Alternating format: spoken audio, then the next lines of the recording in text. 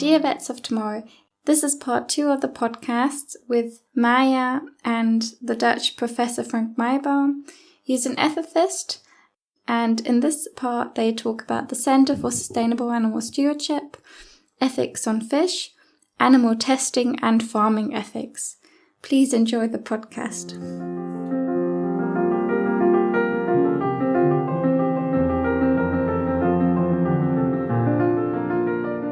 You're also the head of the Center for Sustainable Animal Stewardship, another thing you're involved in. What is the focus of the center and what is your role there? And also, what are the main questions you try to answer with your research? The Center for Sustainable Animal Stewardship is established in 2017. It's a collaboration between the veterinary faculty of Utrecht University and the animal science group of Wageningen University.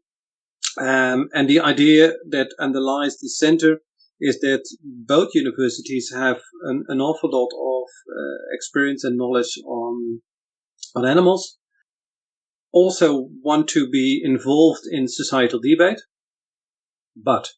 and the but is in two ways. One is there still is very much public debate that do not use all the information available. So there you could say it's a matter of communication. But at the same time, and that's the second but, there is also much debate to which we do not have a proper answer from a scientific perspective.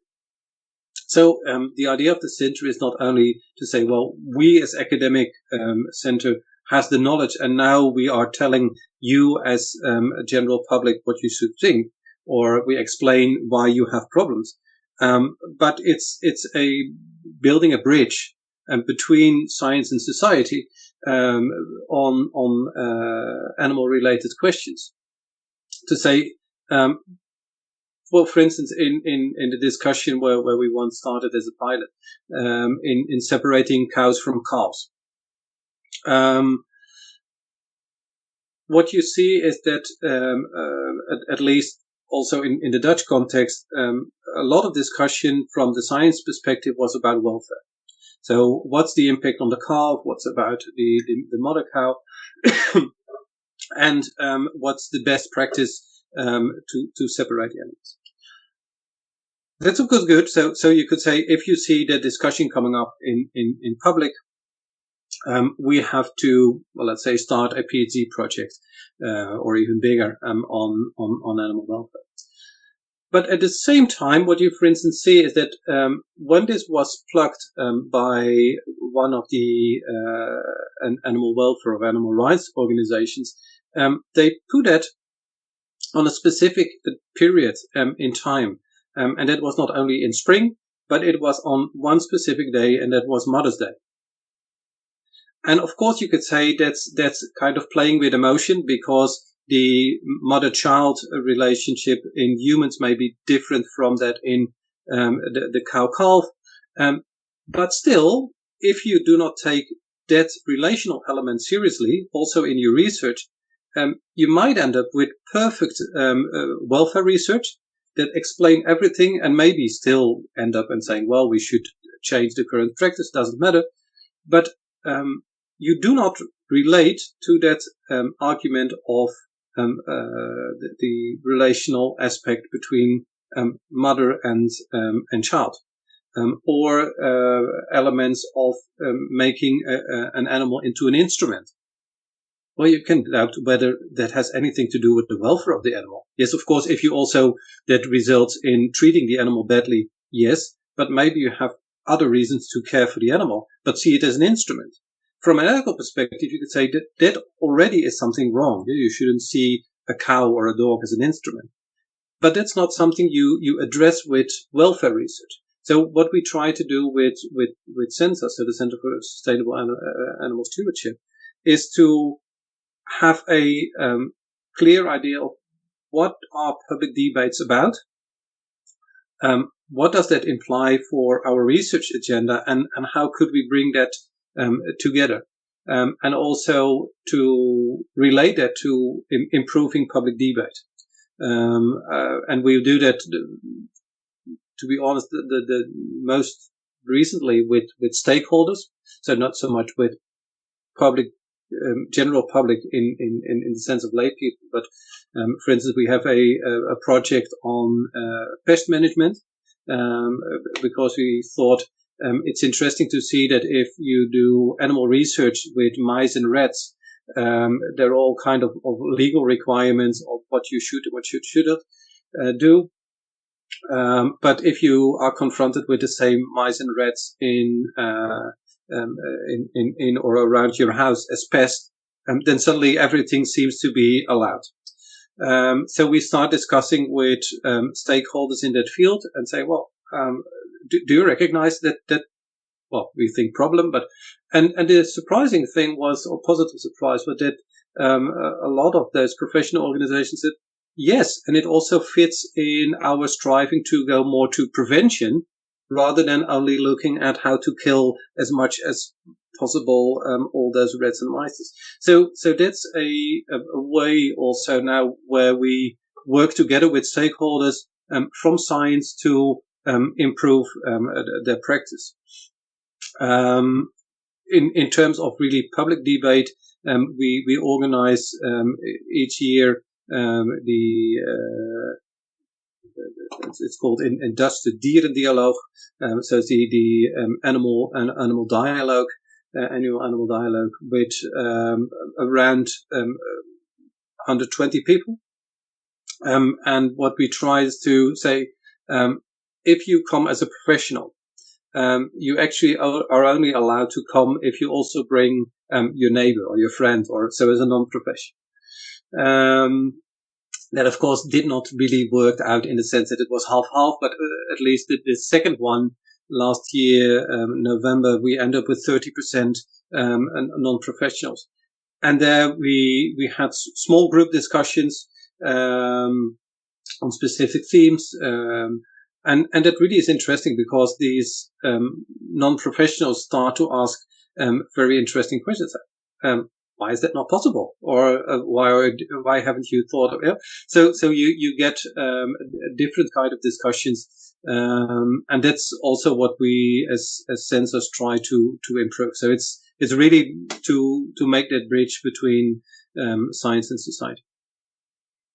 I find that it's really great that you take in people from outside of the professional world, because they tend to think outside of the box, as you said. So I think it's really important to see their questions as well. And now I'd like to talk a little bit about your projects in more detail, because you work on many different, very interesting areas. And so let's maybe start on the project on ethical capture and killing methods in trawl fisheries. What do we know about fish sentience for now, and what kind of ethical implications does this knowledge carry? Yeah, the interesting with fish, I started the first project, I think back in 2008. It was on agriculture.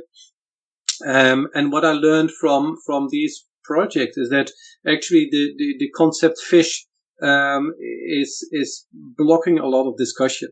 And also in those discussions on sentience.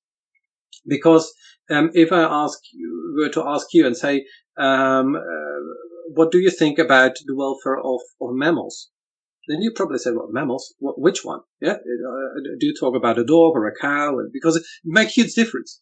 But we suddenly can seem to talk about welfare of fish, where of course the diversity within the group of fish is enormous. And to say, are fish sentient?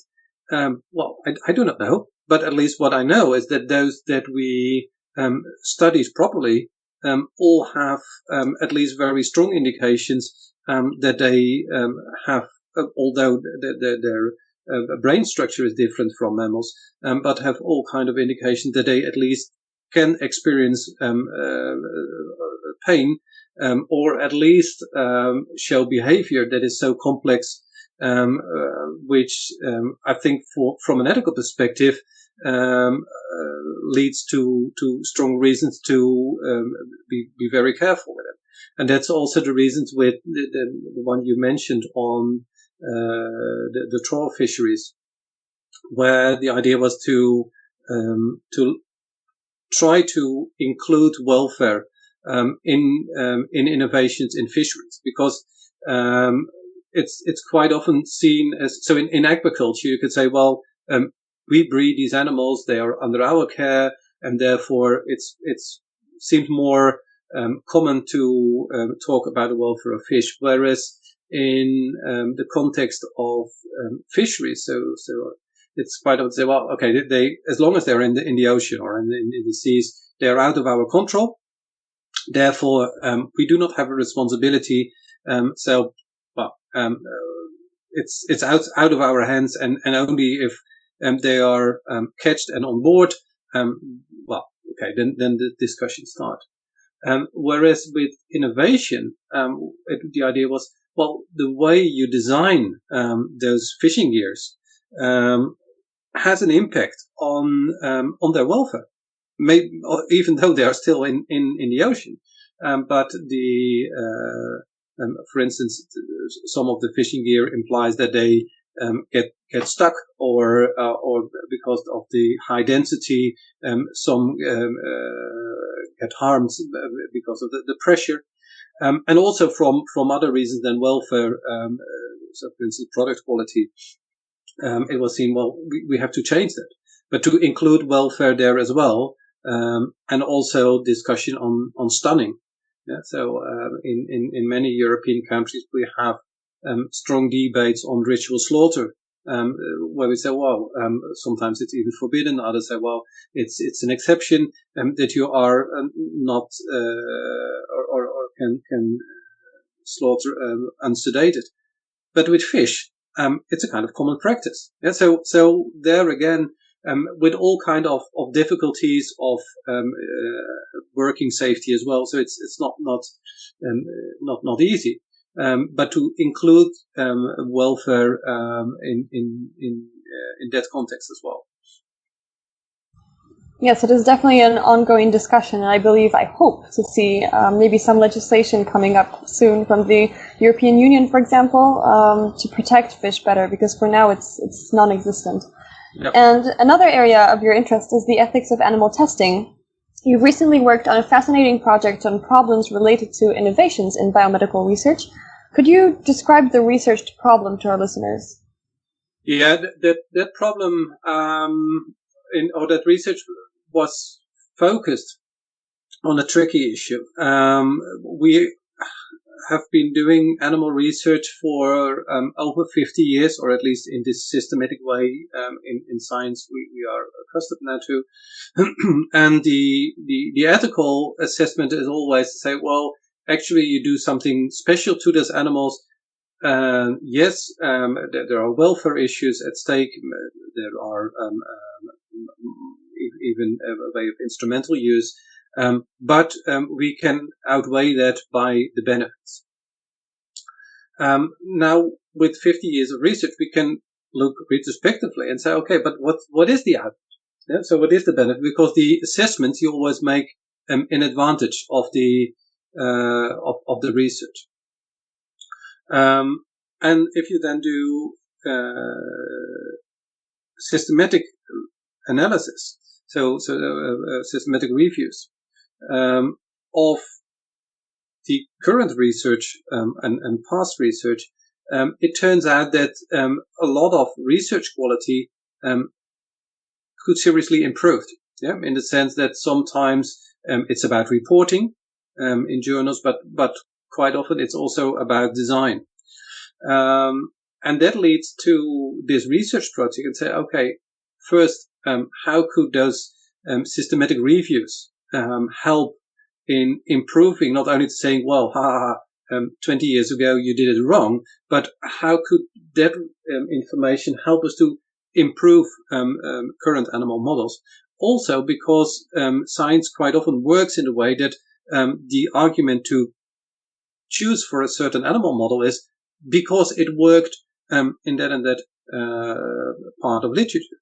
So if we show, well, actually, yes, it has been published, but that is not such a strong part of the body of knowledge, then it may be good to look for improved animal models, or even to look for animal-free models. So that's one, is to improve models. It's also to look if you see a kind of what we call the translation reduction paradox, where it's to say, from a scientific perspective, it's very interestingly to focus as much as possible on one specific element. So yes, it is about colon cancer, but that's so complex, you cannot study that in one model. So you take one element out of it and study that, and then something comes out, and we say, okay, this could be helpful for human health. But in practice, quite often it only tells about, let's say, the young mice in an inbred strain under laboratory conditions. Whereas the end result should be with a older person, let's say from a specific socio-economic background, in a context where is functioning without any health problems at all, or maybe also is suffering from three other diseases as well. So the point is not only a mice is not a man, but also a laboratory animal or laboratory mice is not a human patient. And so from the patient perspective, you say we have to look for much more complexity in research. But from a scientific perspective, you say be as specific as possible, because only then you could say what comes out from your research. So that's more close to we also say kind of philosophy of science. How do you deal with that complexity? And these two elements, so the more fundamental study design and the improvement of models, both have an impact on the ethical discussion, because as long as you use animals, there is that strong urge to say, well, first of all, we have to be very hesitant to use animals at all, and if so, there should be a good reason for it. So that was the project which aimed for improved what we call translational strategy. So to say, if you do research, hopefully in the future more and more animal free, but now still also with animals, how could you improve that what comes out is also used and usable for a clinical context. And speaking of mice, these animals are a very specific species due to their completely different roles depending on context. Why do we see the same animal differently in varying contexts? Yeah, that's a remarkable element of our human-animal relationship, and there is not an easy explanation, I would say.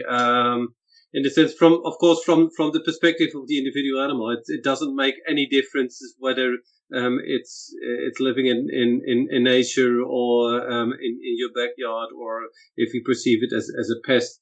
At the same time, the relationship we have has a direct influence on how we behave, and sometimes you really can say it's completely inconsistent.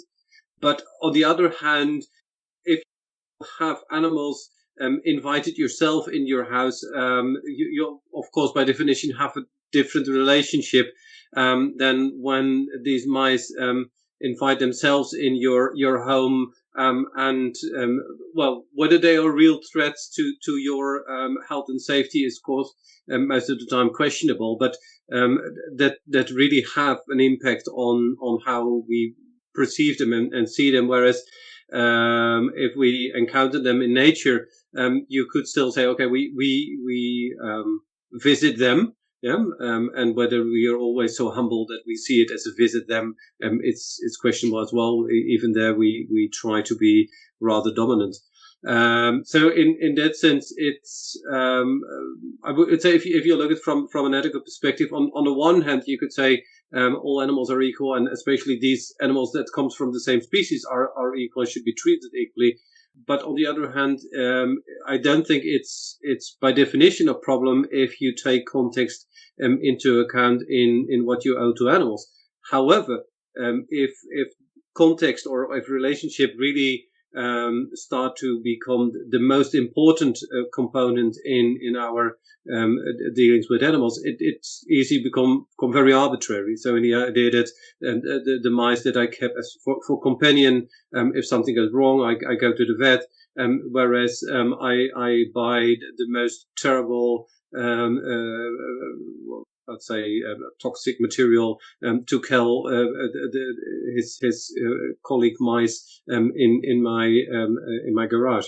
Yeah. So in that sense, I think we need to find a balance between a kind of rigid idea in which we'll say context is not important at all on the one extreme, and the other to say it's completely context or relation based, and because then again, I know we touched upon that I think in the previous questions already, to put the animal more central. So it could be that also the interest and the desires of an animal could be different if it lives in nature or as a companion in my home. So in that sense, that we treat them not completely equal in all circumstances as such doesn't mean a problem. But the question is, do we still see the animal as an animal? Exactly. And speaking of this, so do you think your research can influence, for example, developing new ways of maybe pest control? So I use the word pest because, you know, depending on the context, we, as you said yourself, we name the animal and we treat it differently. So do you think this type of research could help? Yeah, what we currently have a project also resulting in a PhD, hopefully within a few years, where we try to include animal welfare more prominently also in the discussion of pest control. And the interesting thing is that we do that together with stakeholders from the profession of pest controllers. And especially this group was to a certain extent easy to convince that welfare play a role and also fits into their idea of say, well, instead of controlling, preventing is as much as important as only solving all kinds of problems. So the interesting thing is that because they were working at least in the Netherlands, but it's not only specifically Dutch, on prevention, they also see the relevance to say, okay, if it's important how to prevent having these animals grow into a threat to health and safety, it's also important to take their interest to at least to a certain extent into account in the methods we control them. Where of course also controlling not necessarily imply in all cases killing them, but there I think starting up this type of discussion and also showing, well, how could it be that in all kind of cases, also in terms of legislation, welfare or at least kind of animal cruelty is included and raised attention, but not or hardly in the context of pest control. Whereas at the same time, and that's interesting, you already mentioned with kind of pest animals as between brackets, every animal could be perceived, of course, as a pest. So it's not so much about an animal species as such. It's simply saying we think it's an annoying situation and we want to get rid of it. And of course, there are more animals that are more easily perceived as pets. So the dogs and cats would be less, although there you could say in discussions on stray cats, you also can perceive them as pets or as pests. True, it is a very interesting discussion, I think. And another interest of yours is farming ethics. Could you elaborate on this topic and explain why it's important that vets understand this issue? The farming ethics is a line of thought that started, I think, already over 10 years ago, where there is a lot of discussion about the future of farming that is about farmers, but not so much a discussion with farmers. And that is, for a number of reasons, problematic. For the first, of course, they are directly involved. Second is that you say in a public debate where everyone should have entrance to the debate, it's strange if one party relatively play a modest role. The third point is that these farmers are professionals in the sense that they do not only do their job, but they have a role to play in producing food, in health and safety, in nature management. But the interesting thing is that from the study we did was that on the one hand, the farmers tend to operate in the public debate as a kind of economic entrepreneurs, rather than they come up with all kinds of ideas about sustainable future or ethical issues, etc., etc. But if you look at how the discussion developed, it is a kind of situation where farmers started from a very broad perspective of values and concerns with regard to their local community, to their animals, to nature. And from the periods after World War II, it's narrowed down in the sense that, well, okay, all the diversity is nice, but in the end, food security is the most important element, and that should be a efficient way of producing. So everyone had to go to that kind of paradigm, and those who didn't manage or didn't like simply left farming. And at the same time, from that perspective, in let's say the 1980s, 1990s, suddenly you get a discussion say, well, we are overproducing. We have environmental issues. Animal welfare plays a role. And of course, these individual farmers have certain thoughts about it. But you could say that actually the fundamental reflection, or at least the start of this discussion, the 1950s. So in that sense, it's asking them to go back to value discussions they suppose not to have for decades. And the interesting thing is that when you refer that to the veterinarians, they have to decide on their role as well. So you could say, as a vet working in farm animal health and welfare, I'm mainly a service provider. Yeah, so I'm paid by the farmer, and if he or she has certain issues, then I can offer my experience and my knowledge, and I do that in the best possible way. That's it. The other extreme may be that you say, well, no, I'm completely independent. I'm only there for the animal. I think it's important to be aware that I think if you are only the service provider, the professional status of the veterinarian and also the license to operate is at risk. At the same time, if you only play the complete external person who is there for the animal, it do not completely justice to the struggle farmers are confronted with all kinds of questions and discussions that comes from society, from government, where I think and also see that veterinarians can be an interesting sparring partner, not only at that level of what kind of treatment do we start, of is antibiotics necessary in this case or not. I mean, that's of course the main reason why you're there, but also on their discussions, how could I integrate animal welfare in a better way? Or there is a discussion on zoonosis. How could I include public health issues on my farm as well? So in that sense, that you have with keeping your independence, as a professional veterinarian expert, but be a kind of supportive team with the farmer. Do you think vets are ready to face ethical dilemmas in their everyday work? Well, the question is yes, because they have to. So there is no escape. The question is, of course, do they feel comfortable with it, and do they think they can manage?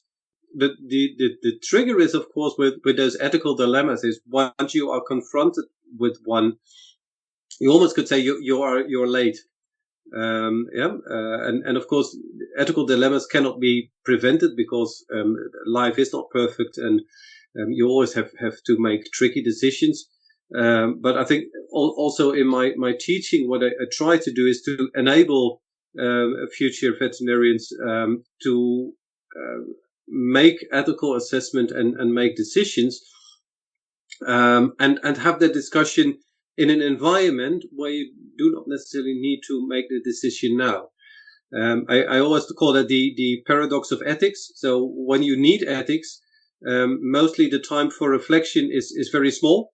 Yeah. So because you have to decide now, you cannot say if you are confronted with a dog where you have to decide whether to euthanize or not, or with a cow, which you have to decide whether it's still going to go to the slaughterhouse or whatever other issue. You cannot say, well, this is a dilemma. Let's have a nice discussion for another 24 hours. Then I make a note on ethics, and I will come back to you. And so you have to decide within a very tight framework. On the other hand, of the paradox is once you have a lot of time to reflect and think on ethics, most of the time you say, it's nice during drinks or another social occasion.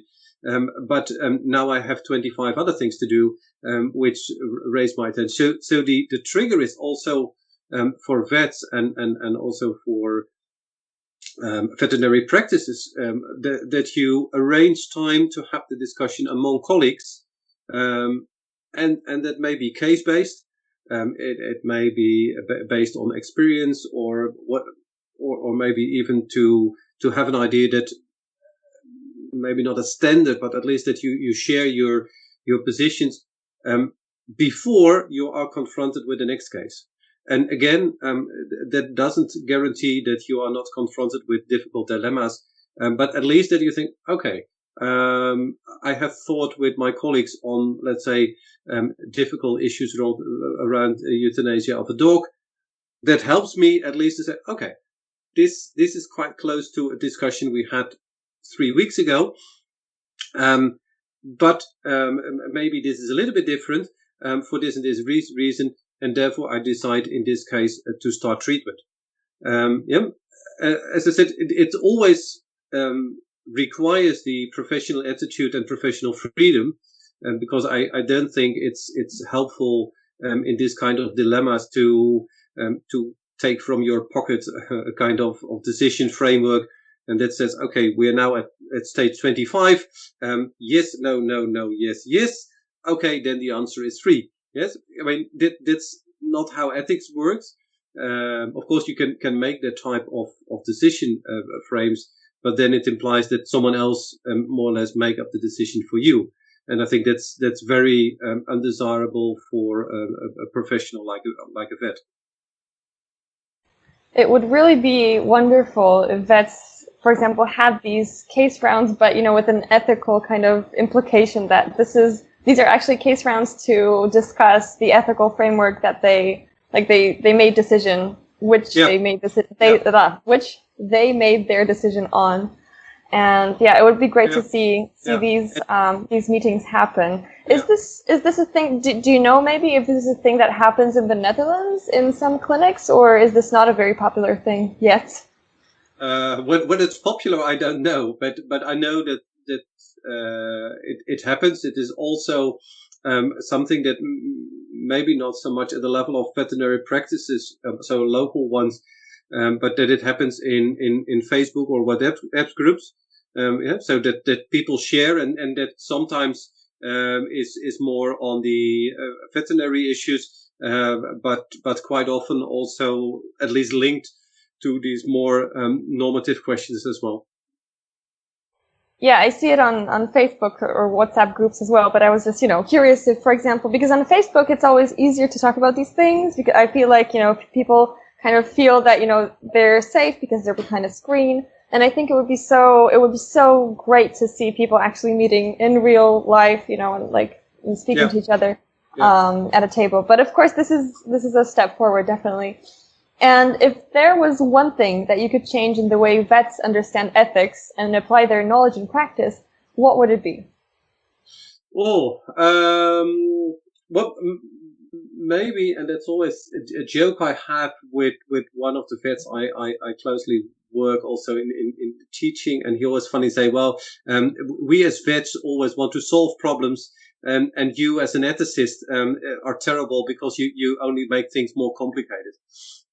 And to a certain extent, that is a tricky issue of ethics, and we even have in the Netherlands a former minister and a professor in the life sciences, and he always compared ethicists with cab drivers.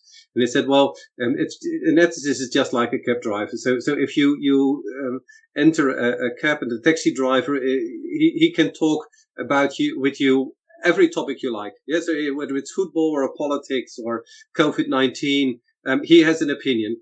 And with these ethicists, it's more or less the same. Yeah, so they talk with you anyway. With that difference is that the taxi driver can bring you from A to B, and the ethicist doesn't do that at all.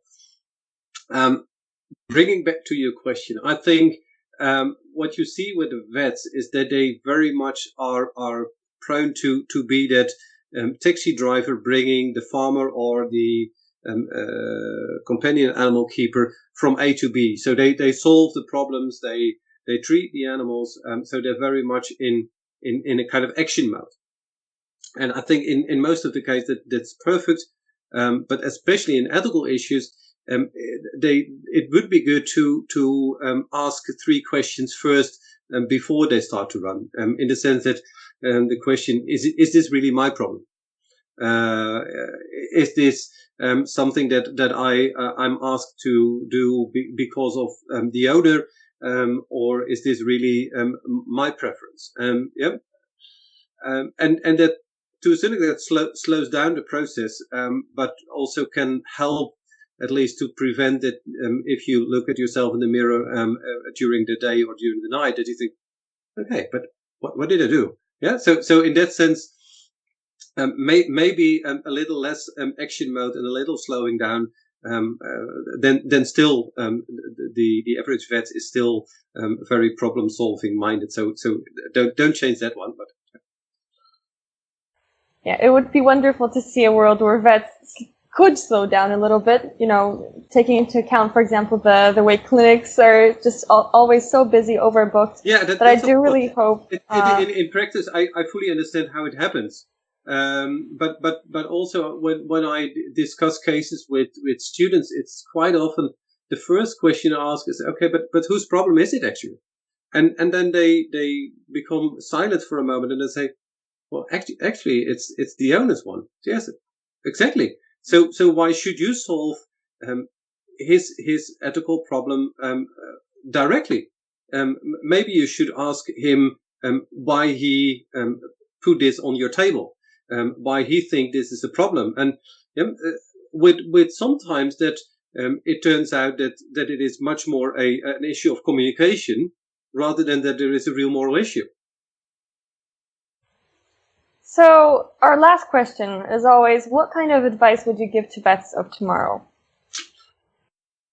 Well, I think keep open-minded, and the keep open-minded is in the sense that you are trained in a very a special way with a lot of interesting expertise. And the other week someone said to me, well, if you have really something special as a human, go to a vet, because human doctors quite often think of standardized treatments and diagnosis, whereas a vet is already trained to deal with a number of animal species. Yeah. So and I think that type of open mind on the medicine, I think it would be good to have that also in wider issues of dealing with society.